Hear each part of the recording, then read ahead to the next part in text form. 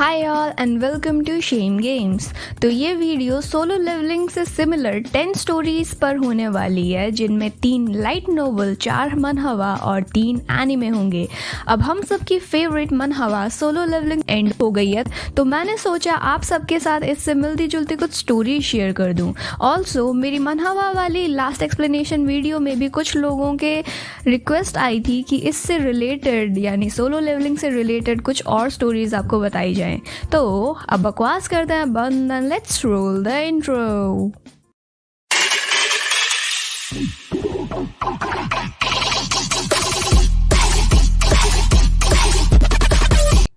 सो number 1 पर आता है super gene light novel. Super gene एक चाइनीज लाइट नोवेल है and the main author is Deepak Chopra और इसमें 3464 चैप्टर्स हैं और इसको पॉकेट एफएम पर हिंदी में एज शूरवीर एयर किया जा रहा है। I must say this is the best novel for me. ये स्टोरी इंटरस्टेलर एज की है, जहाँ लोग दूसरे प्लैनेट्स पर टेलीपोर्ट हो सकते हैं और ऐसे ही उनको सैंक्चुरीज नाम की जगह मिली, जहाँ जाके क्रीचर्स के जीन पॉइंट कलेक्ट करके ह्यूमंस अपनी स्ट्रेंथ बढ़ा सकते हैं।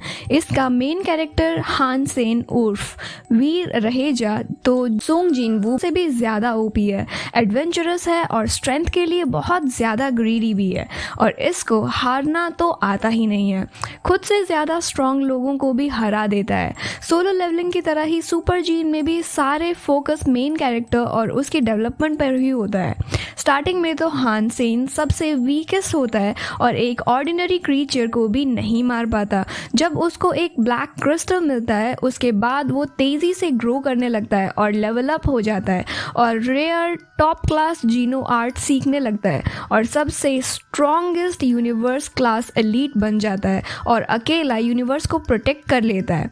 इस स्टोरी में बहुत सारे फाइट सीन्स हैं और बहुत सारे प्लॉट आर्मर्स भी हैं, यहाँ तक कि साइड कैरेक्टर्स भी नहीं मरते हैं। हान सेन के फ्रेंड्स एंड फैमिली वाले सोंग जिन वू और हान सेन में काफ़ी सिमिलैरिटीज़ भी हैं, जैसे वीकेस्ट से स्ट्रॉन्गेस्ट बनना, अकेले ही वर्ल्ड को प्रोटेक्ट करना, डेडली सिचुएशन से भी जिंदा बच के निकल आना, फैमिलीज एंड फ्रेंड्स की केयर करना और अपनी रियल पावर्स को दूसरों के सामने रिवील ना करना।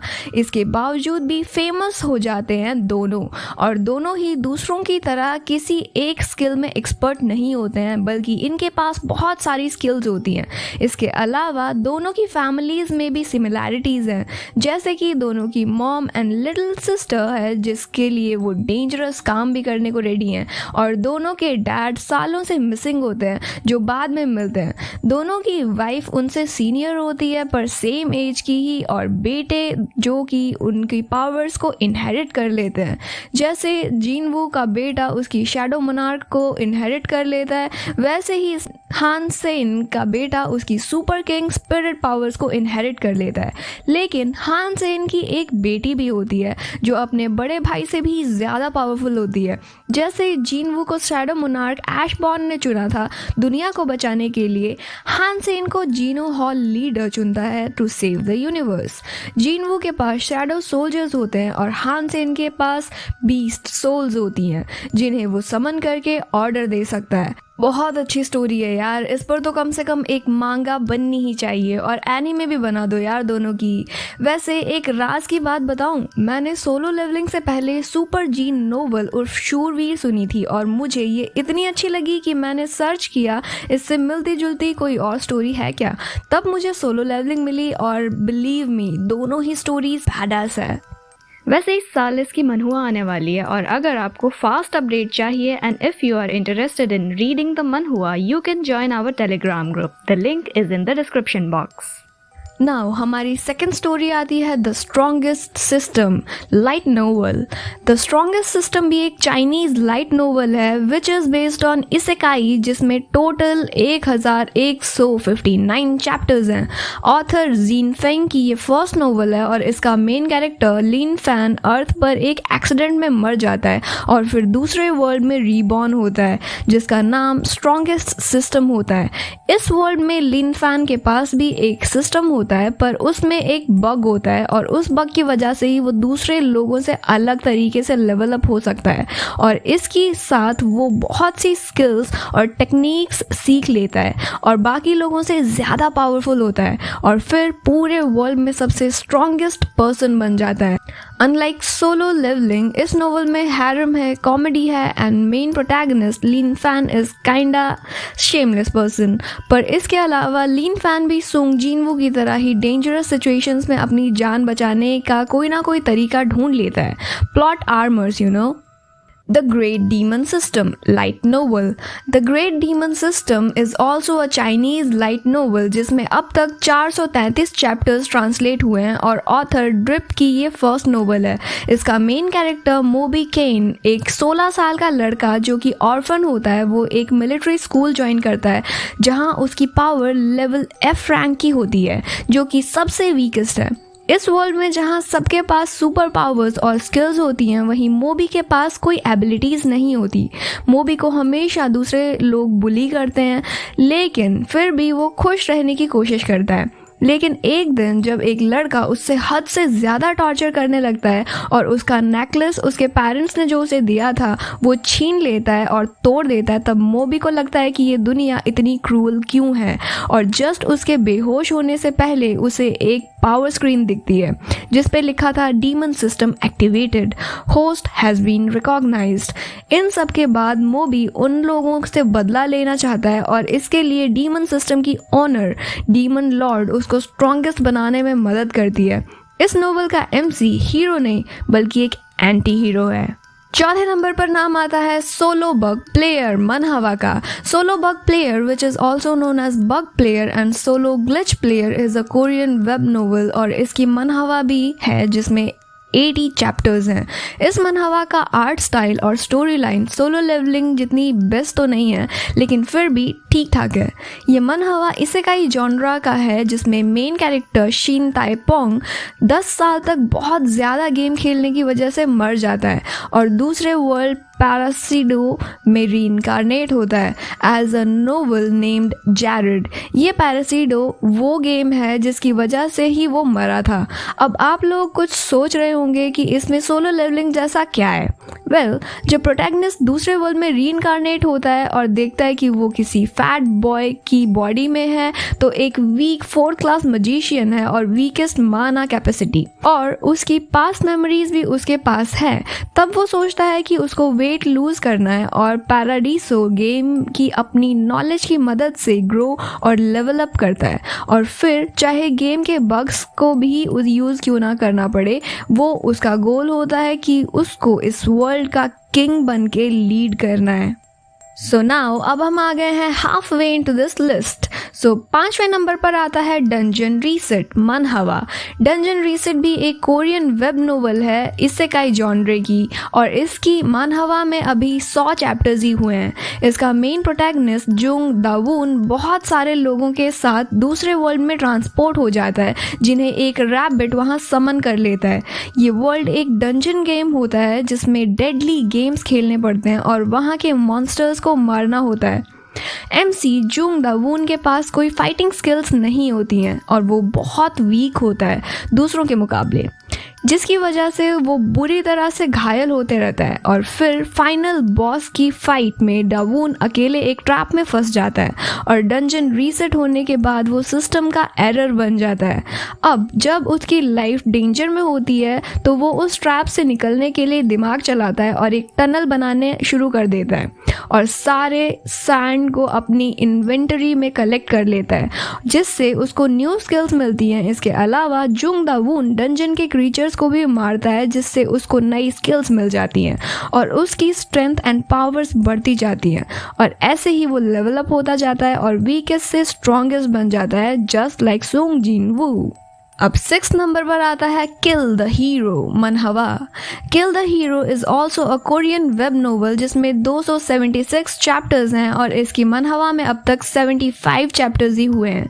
इस स्टोरी में एक गेमिंग वर्ल्ड होता है जहां डंजन्स अपीयर होते हैं और उसमें मॉन्स्टर्स होते हैं और उनको हंटर्स मारते हैं टू सेव द वर्ल्ड। इसका main character Kim Woojin Moesia guild का एक मॉन्स्टर हंटर होता है। डंजन में फाइनल बॉस को मारने के बाद वू जीन को एक उसके ही कॉमरेड्स मार देते हैं, लेकिन वू जीन के मरते ही गेम रीस्टार्ट हो जाता है और वो पास में चला जाता है, पर उसको सब याद रहता है और वो प्लेयर बन जाता है। लेकिन इस बार उसको एक्स्ट्रा पावर्स मिल जाती हैं और वो उन कॉमरेड्स से पहले अपने आप का बदला लेता है और बदला लेने से पहले वो खुद को प्रिपेयर करता है एज अ स्ट्रॉन्गेस्ट मैन और नई नई स्किल्स गेन कर लेता है और मॉन्स्टर्स को मारता जाता है to level up. Just like Sung Jin Woo can extract shadows of dead monsters and summon them as shadow soldiers, Kim Woo Jin भी डेड मॉन्स्टर्स के स्केलेटन्स को एक्सट्रैक्ट करके समन कर सकता है और स्केलेटन आर्मी बना लेता है। But this MC is kinda anti hero, you know. 7th number पर आता है लिमिटलेस अबाइस मनहवा। लिमिटलेस अबाइस एक ब्रांड न्यू मनहवा है जिसमें अभी 4 चैप्टर्स ही रिलीज हुए हैं। इसके तो फर्स्ट चैप्टर में ही सोलो लेवलिंग वाली वाइब्स आने लगी। सोलो लेवलिंग जैसे ही लिमिटलेस अबाइस में भी अर्थ पर कई जगह पोर्टल्स खुल जाते हैं जिनमें डंजन्स कहते हैं और जहां से मॉन्स्टर्स इस वर्ल्ड में आ सकते हैं और डंजन्स के अपीयर होने की वजह से कुछ नॉर्मल ह्यूमंस को एक्स्ट्रा ऑर्डिनरी स्किल्स मिल सकती हैं। तो इसका मेन कैरेक्टर जिसका अभी तक मनहवा में नाम मेंशन नहीं हुआ है, वो एक ऑर्फन होता है जिससे एक बीमारी होती है जिसकी वजह से उसको हमेशा भूख लगती रहती है और इसी वजह से उसको कोई पसंद नहीं करता।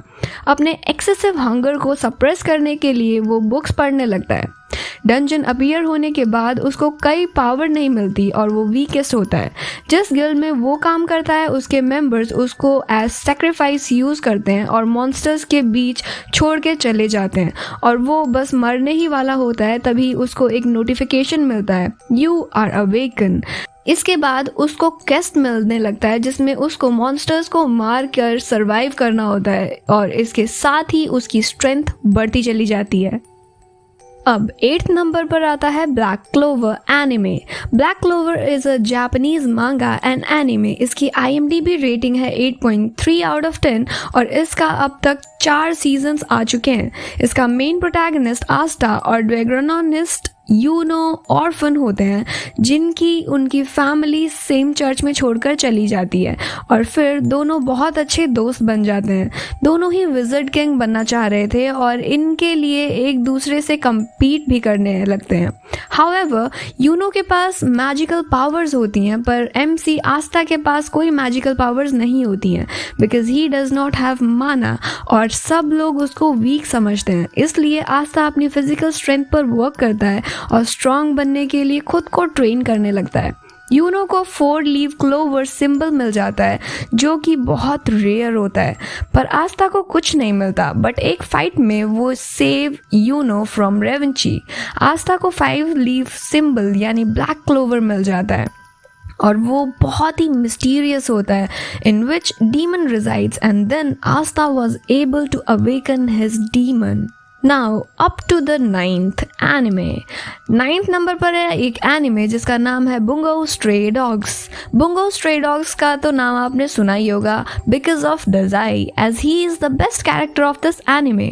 पर मेन कैरेक्टर जो है वो तो आत्सुशी है जो ये स्टोरी इसी कैरेक्टर पर फोकस्ड है। इस एनिमे की IMDb रेटिंग है 7.8 आउट ऑफ 10 और इस एनिमे के 3 सीजन्स ऑलरेडी आ चुके हैं। आत्सुशी एक ऑर्फन है जिसको एक दिन ऑर्फनेज से निकाल दिया जाता है और फिर उसके पास ना रहने के लिए कोई जगह होती है और ना ही खाने के लिए पैसे होते हैं। आत्सुशी एक रिवर के पास खड़ा होता है कि तभी उसे दजाई डूबता हुआ दिखाई देता है जिसको वो बचा लेता है और बाद में पता चलता है कि वो सुसाइड कर रहा था। दजाई एक स्पेशल डिटेक्टिव एजेंसी का मेंबर होता है जिसके पास सुपरनैचुरल पावर्स होती हैं और ये लोग डेंजरस केसेस को डील करते हैं। इसके उसके बाद आशुसी डिटेक्टिव एजेंसी को ज्वाइन कर लेता है। पहले तो वो सबसे वीक होता है, पर धीरे धीरे वो अपनी एबिलिटीज़ को इम्प्रूव करता है to become the stronger and अपने टाइगर फॉर्म को कंट्रोल करना सीख जाता है। सो फाइनली अब हम इस काउंटडाउन के 10th नंबर पर पहुंच चुके हैं। 10वें नंबर पर जो एनीमे आता है वो है हमारा Danmachi. Danmachi is also known as is it too wrong to try to pick up girls in a dungeon and is commonly known as dungeon. इसकी IMDb रेटिंग है 7.4 out of 10 which is literally very whopping और इसके अब तक 3 seasons आ चुके हैं। This story is based on adventurers who hunt down the monsters in a place called Dungeon. इसका main character Bell Cranel Hestia Familia का member होता है। एक डंजन में लोकी फैमिलिया की मेंबर एस वैलेंटाइन नाम की स्वॉर्ड्स वुमन बिल को एक मॉन्स्टर सा बचाती है and after that he fail in love with her.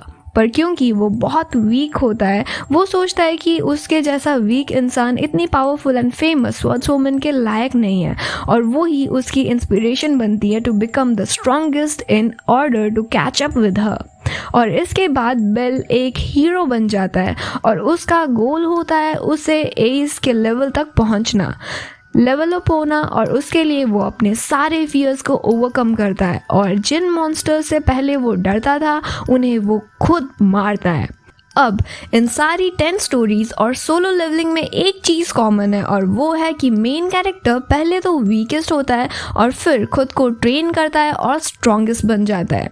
So that's it. इसी के साथ हमारी ये वीडियो होती है ख़त्म एंड आई होप आप लोगों को ये वीडियो पसंद आई होगी। अगर आई है तो डू लाइक कर दो और कमेंट भी कर देना, साथ के साथ अपने दोस्तों के साथ शेयर भी कर दो। अगर आप चैनल पर न्यू हो तो don't forget to press that subscribe button और अब हम मिलेंगे इन माय नेक्स्ट वीडियो। तब तक के लिए बाय।